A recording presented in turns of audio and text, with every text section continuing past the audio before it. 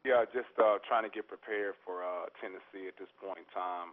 They pose a variety of problems, but the biggest thing that we got to get ready for is the physicality which Tennessee plays with. They got two very good post players in Mayman and Stokes, and you just got to make sure you're able to match their physicality in some way, shape, or form, and then got one of the better scorers on the perimeter in Jordan McCray. So we got to find a way to defend them and rebound the basketball against that team and not turn the ball over. Yeah, our first question is from Michael Bonner of the Jackson Clarion Ledger. Eric, how are you? Good, Michael. Thank you. Are there any injury, or I guess how are IJ and Trevante Bloodman doing? IJ was checked out by eye doctor immediately after the game, and there was no sort of scratch or anything on his eye or retina, which they think would cause a problem for him to be able to practice today. Trevante Bloodman is a little bit of a different situation. He is in a boot right now, and they determined that it was actually cramping that was the problem, but it was cramping because he had a calf strain, and the cramping was really a cause of them not trying to further injure the calf strain. So he may not be able to practice today, but they anticipate him being able to go on Wednesday. Thank you. Mm-hmm. Next is Jerry Tipton of the Lexington Herald-Leader. Rick, obviously you guys haven't won in a while, and maybe I've watched too many basketball movies, but I'm wondering if the coach can do something to rally the guys to get them enthused about going forward.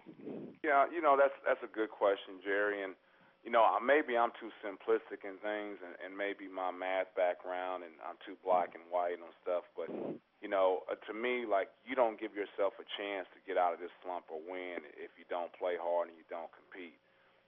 So the thing you always worry yourself with are your guys, giving an effort when they go out and play, and you worry about that. But I don't think there's too many times besides maybe the Georgia game where we just didn't give an effort at all.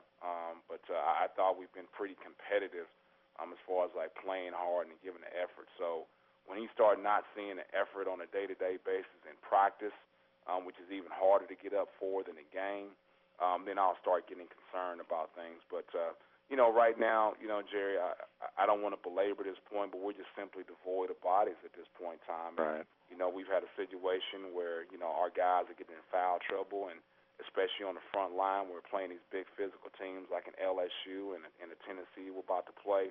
It becomes a numbers crunch. I'm wondering what you think the guys are calling upon to continue to put the effort out there. Yeah, to me it boils down to whether you got good kids on your team or not. If you worry about being in a losing streak like this, if you got guys who you think are not quality individuals on our team, but I think we've got some pretty good kids on our team, and they continue to, try to do the things that we want them to do on the court. And I know that's hard to do when you're not being successful, when you're on a losing streak like this. But, like I said, Jerry, our guys have been very good in practice on a day-to-day basis, competing against each other. And I think we've tried to go out and follow a game plan and get some things done on the court. But we're just simply two things where we continue to get in foul trouble, and we can't do that with our numbers. And I think we beat ourselves a lot in the fact that we turn the ball over too much, and people are scoring a lot points off turnovers against us.